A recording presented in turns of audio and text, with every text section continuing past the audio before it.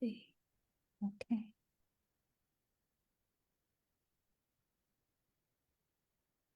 Okay, we're live. Yes. Okay, we're live. Yes.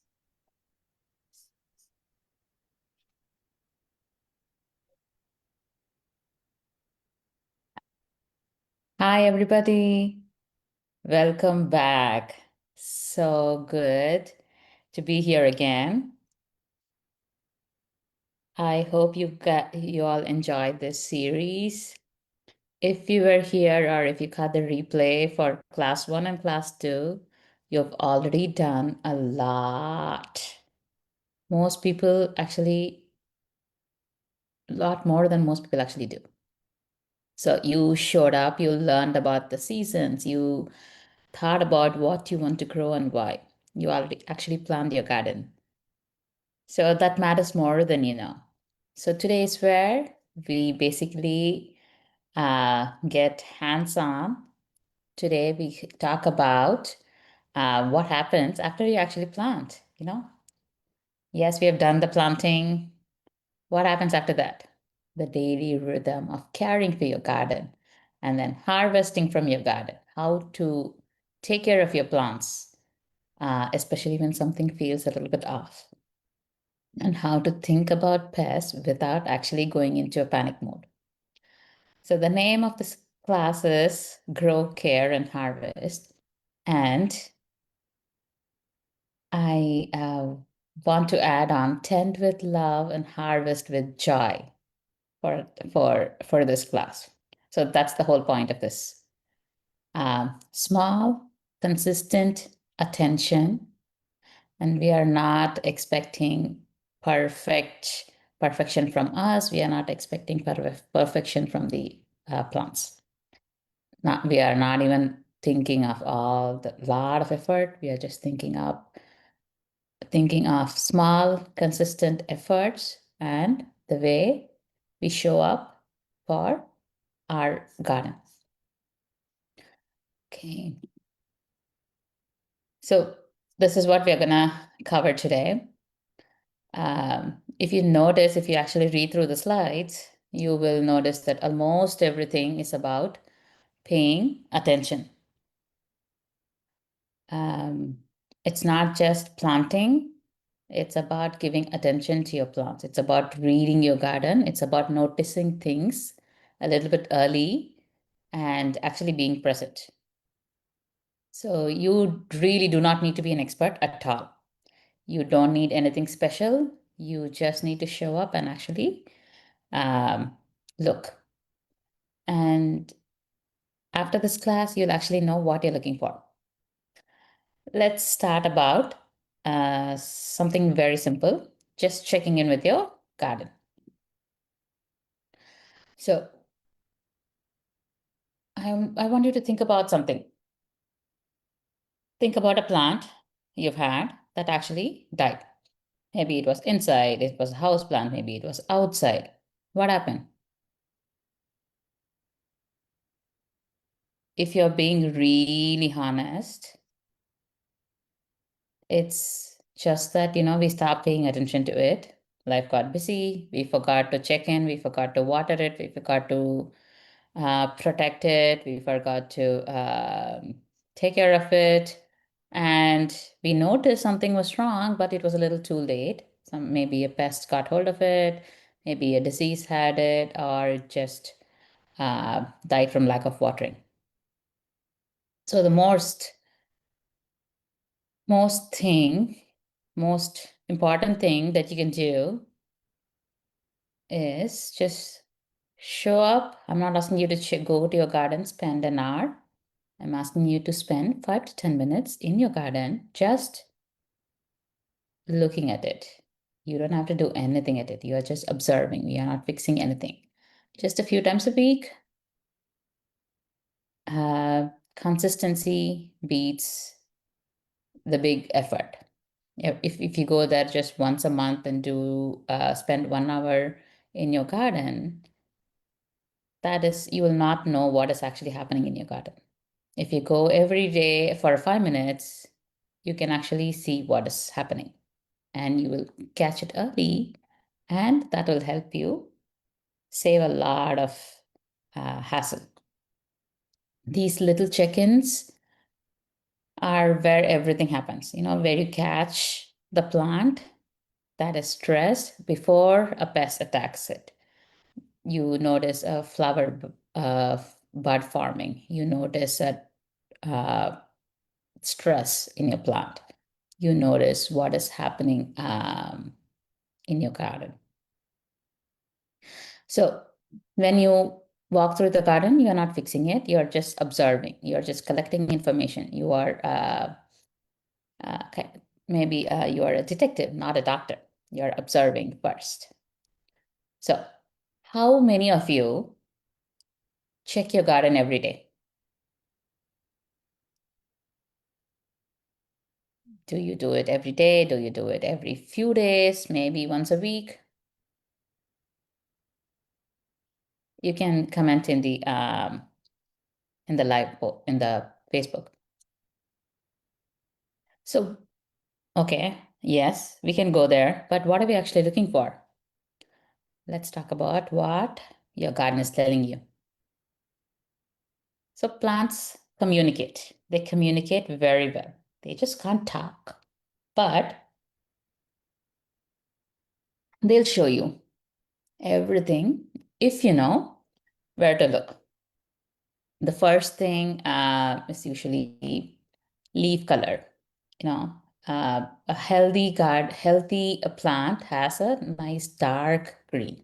If there is yellows, there is browns, there is like a pale new growth, then the plant is giving you a signal. It is telling you something's happening to me.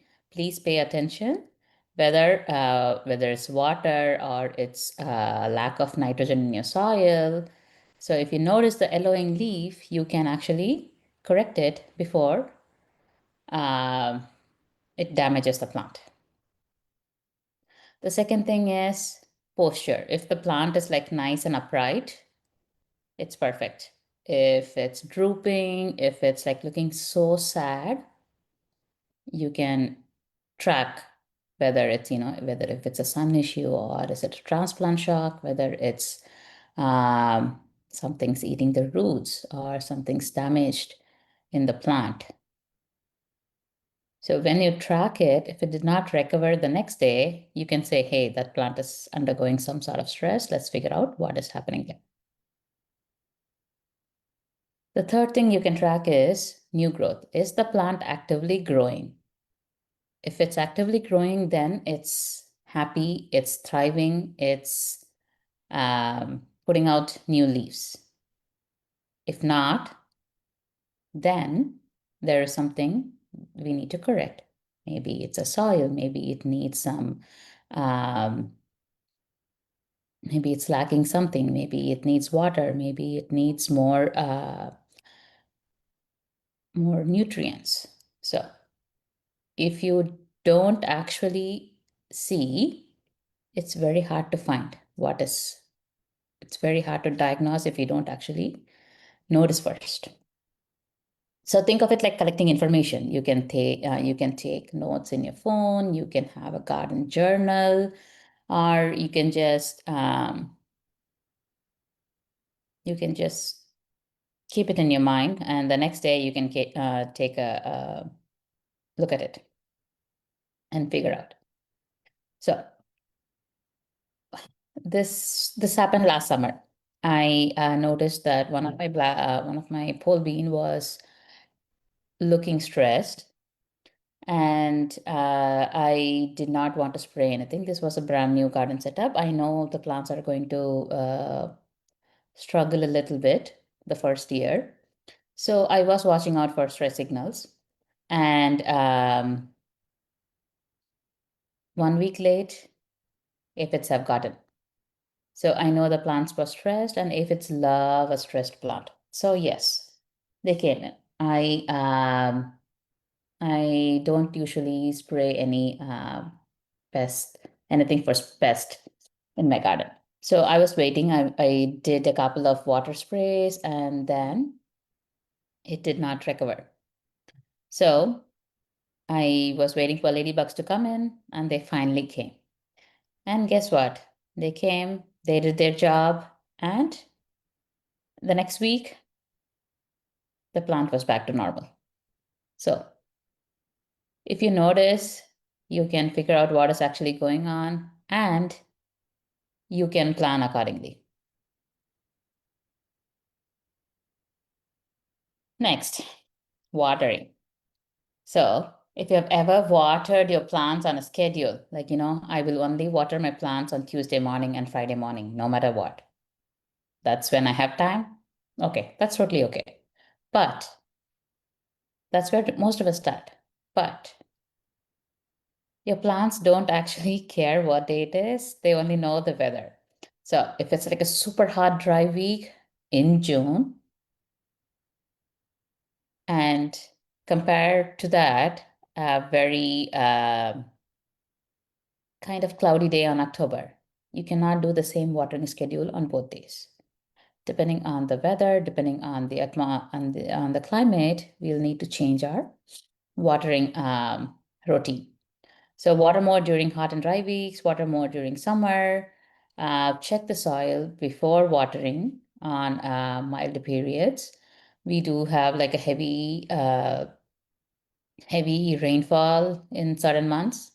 So check if you can let the, excuse me, if you can let the rain do most of the work, please let it. And this is this part is important. Morning is the best time to water your plants. But yes, sometimes you end up having to water on the evenings. Make sure there's at least a few hours the before it's night. That way, the plants had a chance to lose the leaf on the lose the water droplets on the leaf. If not, you are encouraging fungal issues. And always water the soil, not the leaves. I've seen so many people do this. They water directly on top uh, of the leaf. And somebody recently asked me, it is so dry today. Should I water the leaves? I had to tell them no. Plants don't get water from their leaves. Plants get water from their roots. Plant actually expel their water through their leaves. So you're basically doing the opposite of what the plant needs. So water your soil, not the leaves. Make sure the watering follows the condition and not just your calendar. What, how do you water?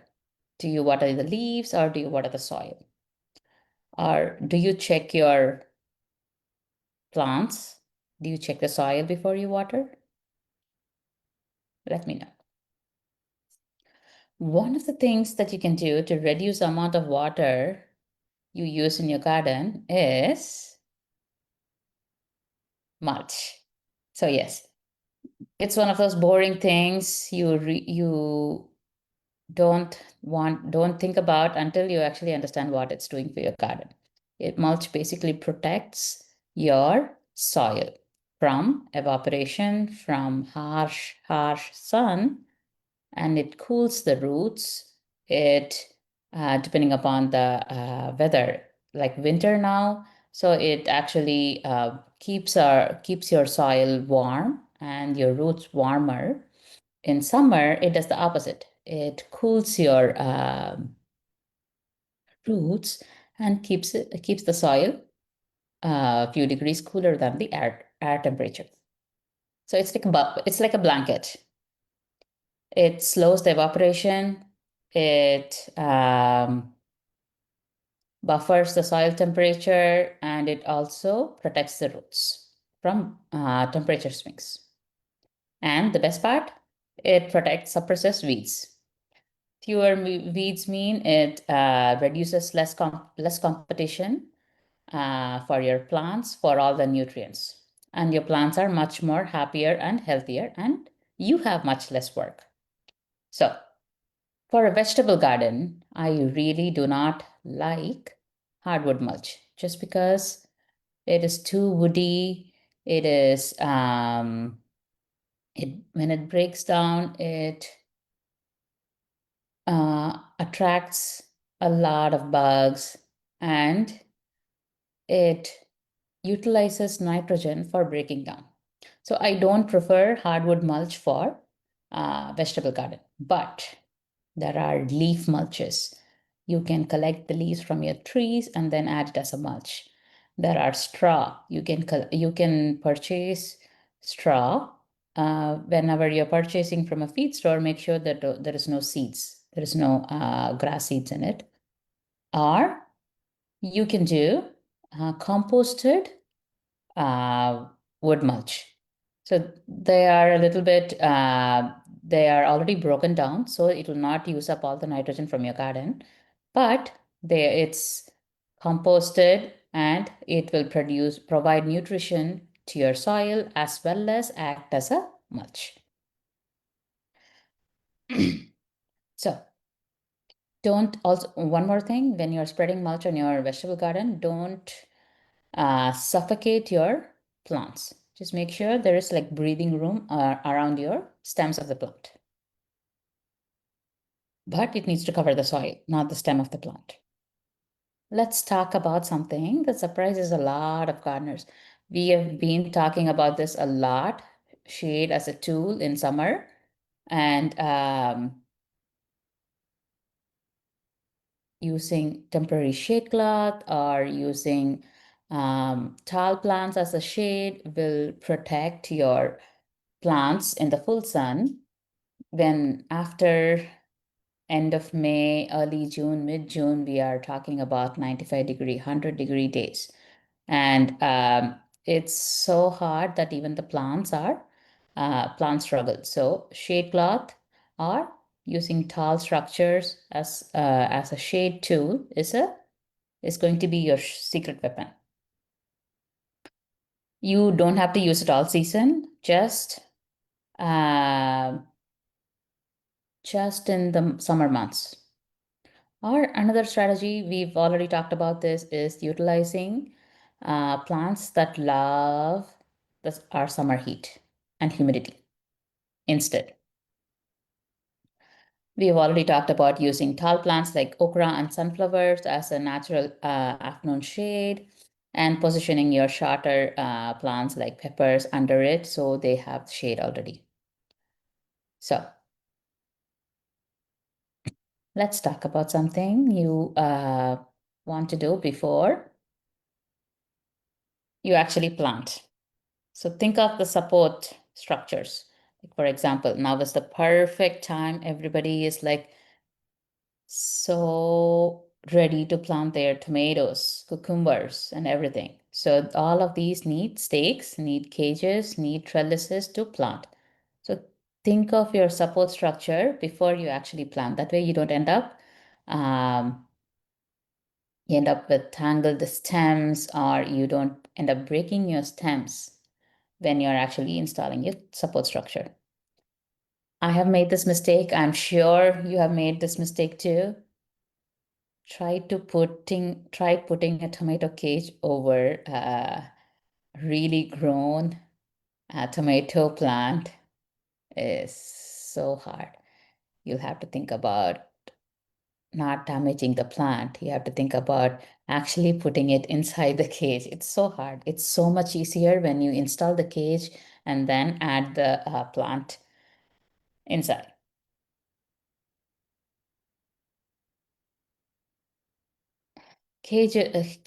I don't prefer cages for tomatoes, but cages, I will use it for peppers and eggplants.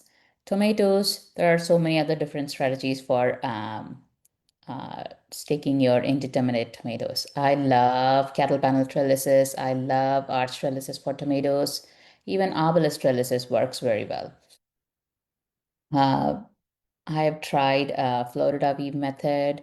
There are so many different methods out there. So anything other than the tomato cage that you get here in the Home Depot, that is better. There are even Texas tomato cages. That's a company that sells like really tall, 5 to 6 feet tall tomato cages. that are really sturdy too, and they last so much longer.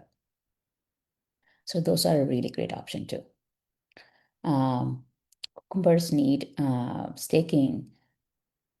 Pole beans need staking. Even squashes need staking. When you support a plant early, it grows into that structure.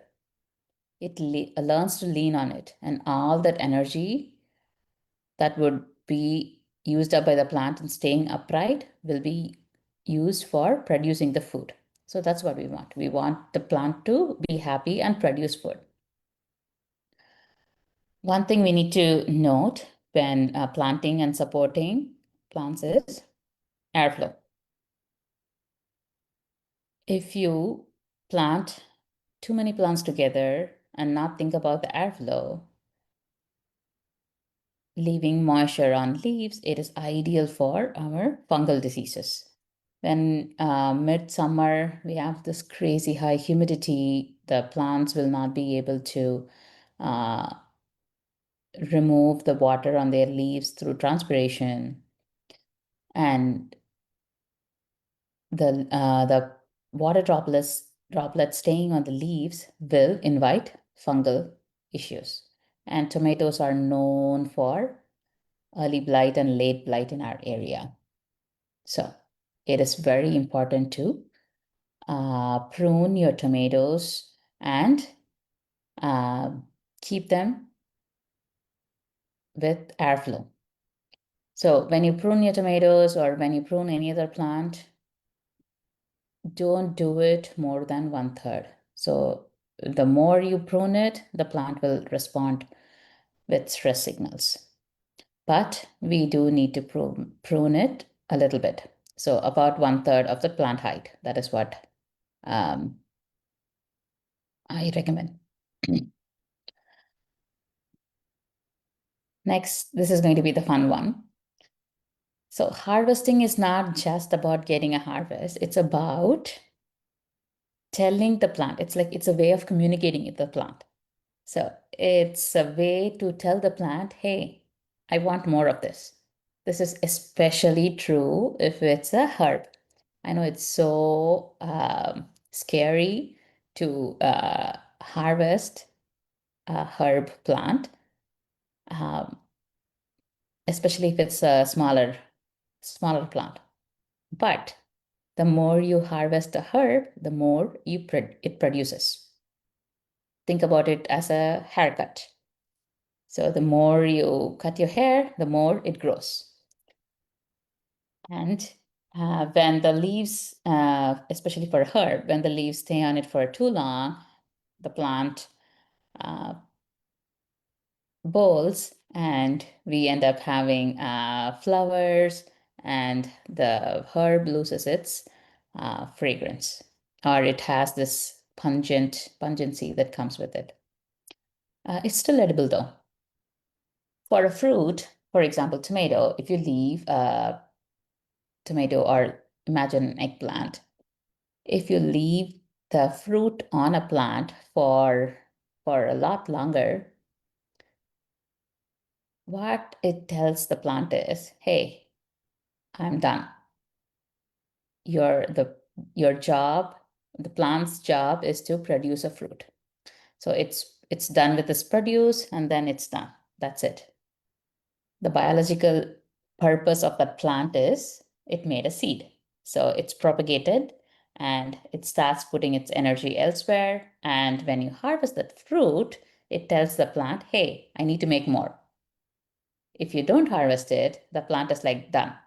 I am not going to do anything anymore. I'm happy. I will die. Thank you so much. That's it. But the more you harvest, the more it produces. It's very true for eggplants, peppers, even tomatoes. Determinate tomatoes are a different story. They are something that produces all of its fruit at the same time. And uh, just like bush beans also produce all of its uh, beans at the same time, and then it's done.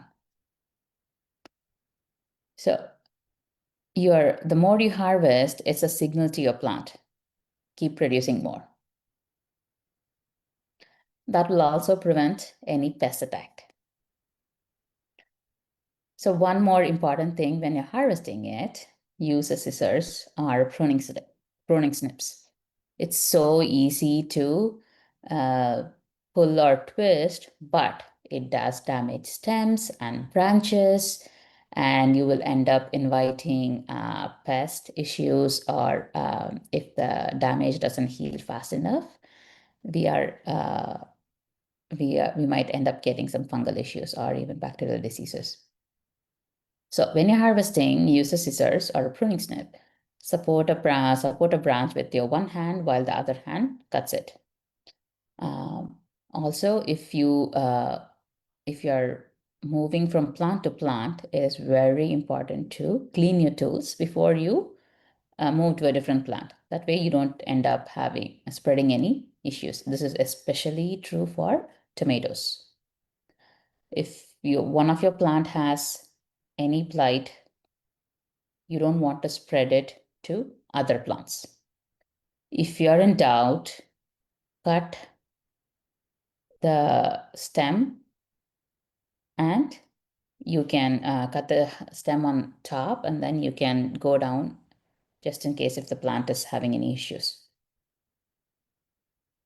Okay, the next we are going to talk about what is on everybody's mind. What to do, what to look for, pests. And I really want to urge you, don't buy any spray before you know. Don't spray anything before you actually know what you're spraying for, because every single pest has a different spray.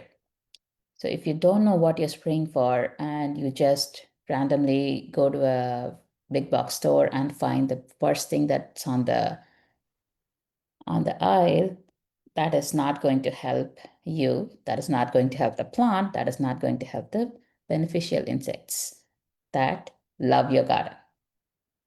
So let's see what to look for. Check your undersides of the leaves for eggs, stem bases, and new growth. That is where usually the pests hide. Look for clues.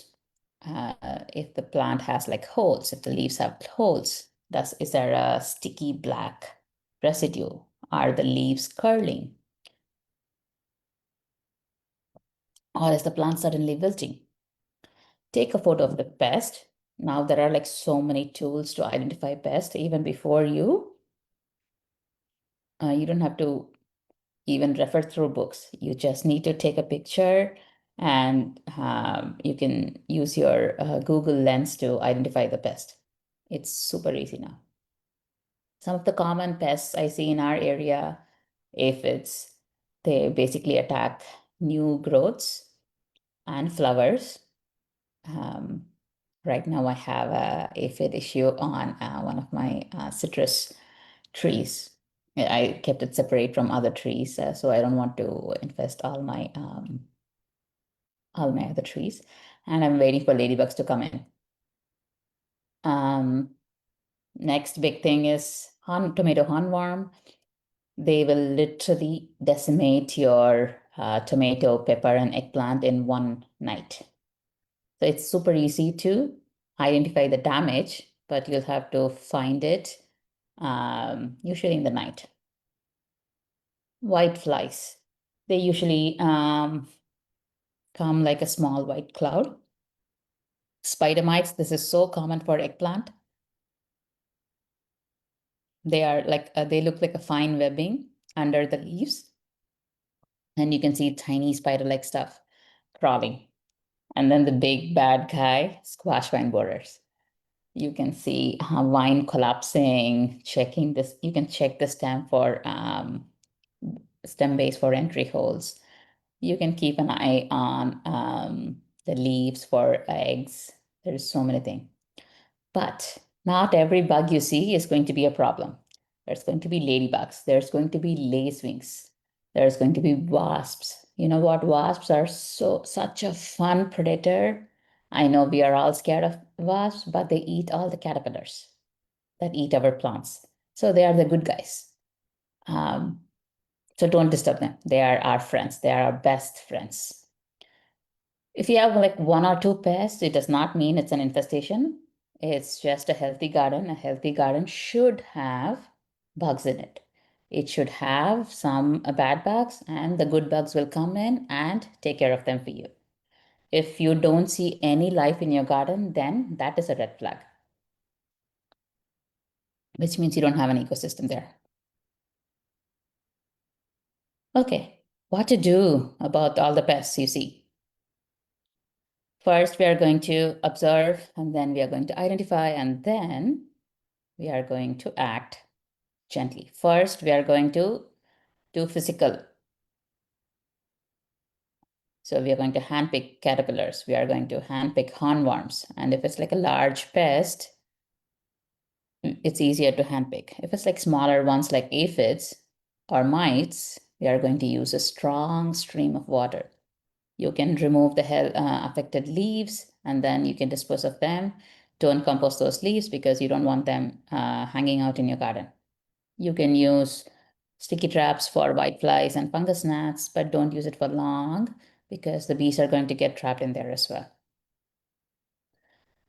If you still need to spray, if you are like, I cannot deal with it anymore, start with something simple like neem oil. It's rated for organic. It is effective and it is widely available, but it does affect bees. So keep an eye out. Do it late in the evening after the bees have gone to bed or early in the morning before the bees come out. And target only the affected area. Don't spray your whole garden with neem spray, just the plant that is affected. And don't use neem oil if it's above 90 degree. You will literally fry your plant when the sun comes out. One more thing, pest prevention starts actually with a thriving plant. Pest will attack a plant if it's stressed. If you already have a beautiful, healthy, nutritious soil feeding your beautiful, healthy plant, you will have minimal pest issues. So take care of your soil, take care of your plant, your pests will be at bay. Use companion planting, use herbs, use flowers to prevent pests. All the stress that plants undergoes is information. It's not failure. It doesn't mean you don't have a green thumb. It just means something's happening with the plant and it's trying to communicate with you. Yellowing leaves, super common. Slow growth, stunted growth. Think about what is actually happening in the atmosphere. If it's like a super hot day, it's probably because of it. Extreme heat, most of the plants will take a break, except if it's okra or rosa. If the plants wilt in noon but recover by evening, you don't have to worry about it. It's just that it needs a little bit more watering, and you will have to water it a little longer, a little deeper. Pause before you panic. This is one of my favorite slide in the whole deck. We are going to, because it's a little bit of a mindset shift that separate like actually um, experienced gardeners from those who actually struggle to garden. When something looks wrong, the instinct is to do something quickly. Like if when the plant is struggling, you either spray or you add something or you just pull the plant. But most of the time, the answer is let's just wait for the plant to recover.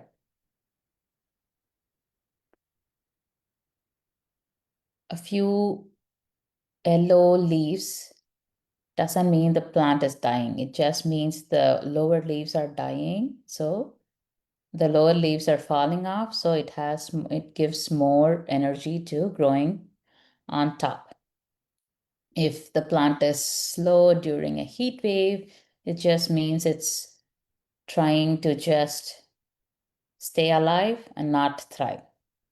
And if the plant is actually wilting right after you transplant, it means it's undergoing transplant shock, which means you are just going to baby it for a few days and wait for it to recover.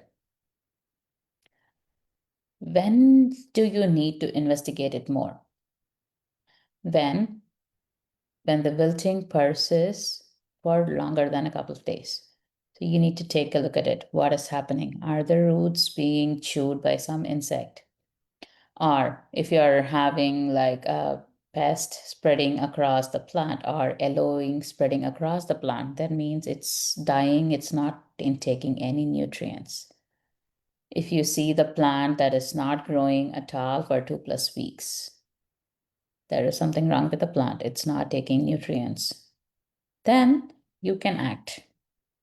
If you have like a visible damage, if you see if you see a tomato plant that was a really lush looking plant yesterday, and today it is just a stick, hey, you have a handworm right there having a party. So let's find the worm, remove it before it moves on to the next plant. So these are all normal. These are all going to happen to all of us. So there is no need to um, panic. Has anyone ever overreacted to something that's happening in your garden and made it worse? That's the key here. Let me know. So I'm going to tell you a story. So this is a few years ago. I started, I think, I don't know when, but it was a pepper plant, and it had an aphid infestation. So I figured out it was an aphid infestation. I know what to how to treat it. So I got a neem oil spray. It was midsummer, and it was 100-degree day, and I sprayed it. I didn't know that the oil is going to literally fry my plant at that point. So I mixed it and I sprayed it directly onto my plant on a 100-degree day. I think it was a regular weekday morning. I sprayed it, and then the plant was okay. The next day, the plant looked a little sad, but still alive. By the third day, the plant literally died. It literally burned to a crisp because oil and heat don't go well together. So that's why I make a point of telling anybody who sprays neem oil, don't spray it on a 90-degree day. Do it in the night, or do it, um, don't do it at all. Next, what we are going to talk is, so it's one of the, uh, I think it's really hard to explain this point across. So when there is a transition in season, and we don't have a very clean transition in our area, we don't have like a solid spring, we don't have a solid summer that only lasts for like 3 months. We have a long summer, which basically half of spring feels like summer and half of fall feels like summer. So we have like a sliding seasons. So, but your gardens have their own season. We already talked about what the gardening seasons are like. And when your plant looks sad and tired at the end of a season, it's not a failure at all. It's just finishing. It's done its job. It is done producing. A plant only has a certain span of life. Its goal in life is it needs to reproduce. It needs to make seeds. So the next generation of the plant is happier. So when the plant is done, it's done. If if the plant is done producing, it is okay to pull it out. They are taking the space that the next plant needs. I know I do the same mistake too. Uh, it's very hard to stop, especially when the plant is still alive. But if you have a very small garden or if you have a set space and the season of that plant is over, it's time to take it off. That way, you can grow another plant in that space. Add compost to your beds before and after every season. So the transition weeks, add compost and let the beds rest if you can before replanting. Depending on the year, I get to give a week or two before I replant. But I have been able to get a nice harvest even without the rest week. But make sure to give compost to your plants, to your soil, build your soil every single season. That way, they are very happy. The microbes are happy. Mycorrhiza is rich and healthy, and your roots are much more happier in healthy soil.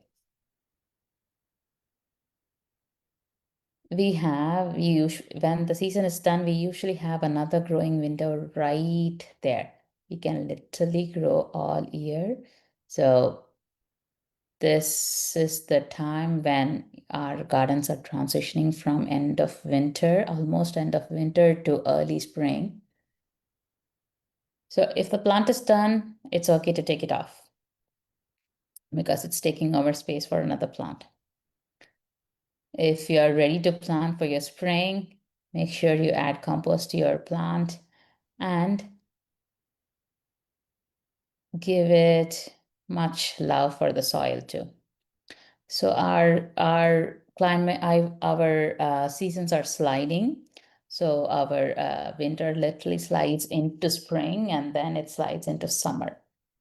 So all of these seasons have its own crops, and then once fall opens back up, you can practically replant everything you planted in spring. The garden doesn't usually stop. Mm. They transition from each season to season. You can hold on to certain plants because some of the plants are nice and perennials. They can be perennials if we don't end up having a freeze, but lately we've been having a freeze. So transition what you can, save what you can. The garden doesn't end actually. So as we move from spring into summer, you'll notice that some plants are starting to bend and then some hit their stride. So plant accordingly. The cool season crops right now are ending. Lettuce and spinach will have a few more weeks before they'll be done producing. Mid-April to early May, they will be done producing. Your broccolis and cauliflowers will be done very soon. Don't fight when the plants are transitioning. It's time to plant the next round.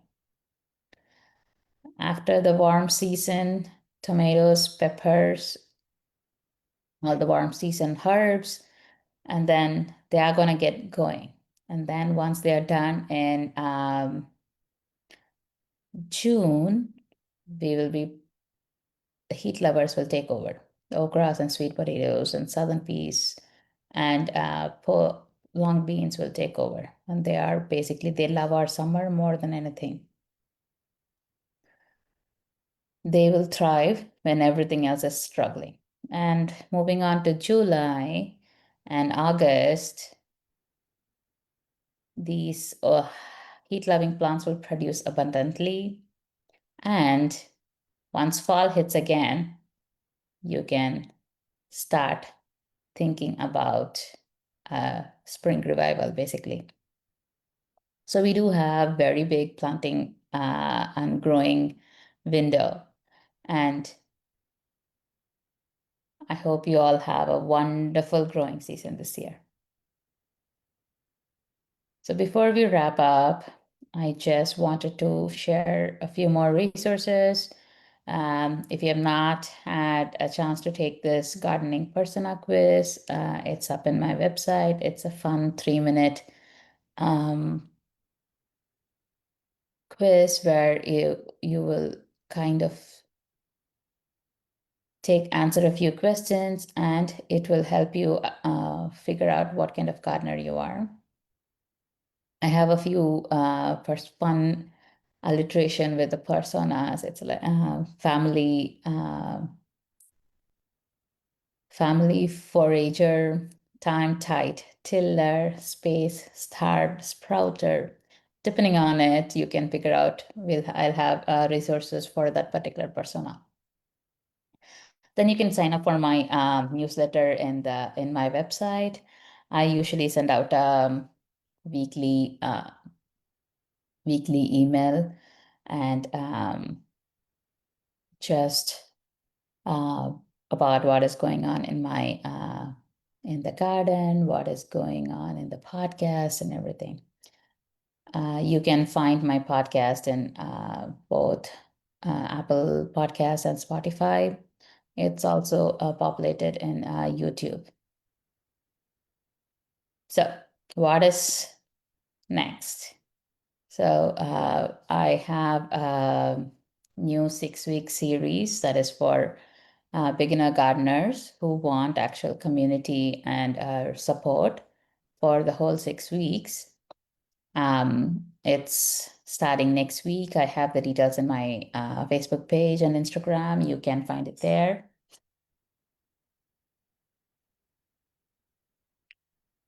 You can follow me to get the updates about it.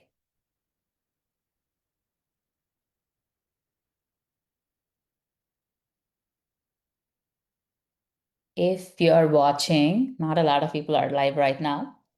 So if you're watching the replay and have questions about this talk or any other question regarding your gardening, please feel free to add it to the comments. I will come back and check. So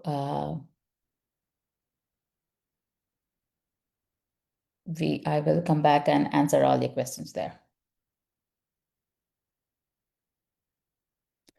So some of the questions that I get asked regularly is right now is, can I plant my tomatoes yet? From what I've been tracking, it's almost yes. I think at least south of Houston, we are past the freezing temperatures. So the weather has been like beautiful. What I usually do is when I'm ready to plant in February, I plant half my tomatoes, half of everything, and leave another half just 2 more weeks. That way, if we end up getting a late frost, I don't end up losing all my plants. So stagger your planting. That way you don't end up losing all your plants the same day. Another question I get is, how often should I water my plants? If you are growing in container, make sure to water them almost daily. If it's a cooler weather, you can skip a couple of days and the plant will still be alive. If it's a hotter day, make sure to water them every single day.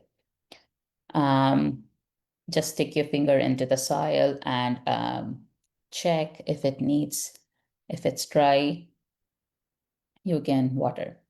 And for containers, it is so much better to bottom water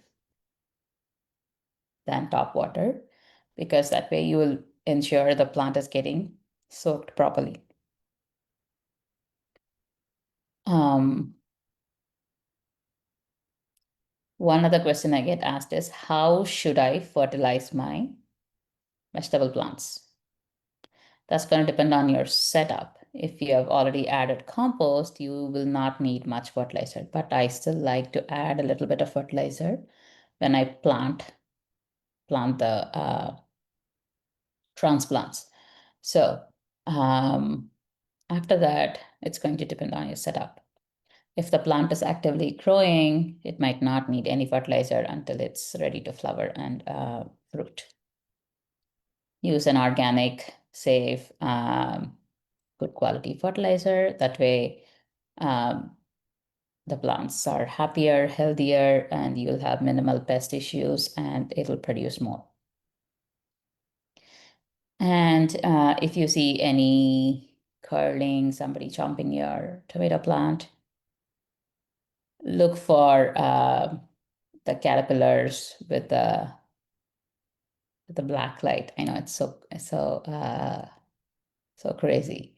Uh, uh, there are like black flashlights. It's you can use it in the night to identify the caterpillar. Okay, thank you so much and happy gardening.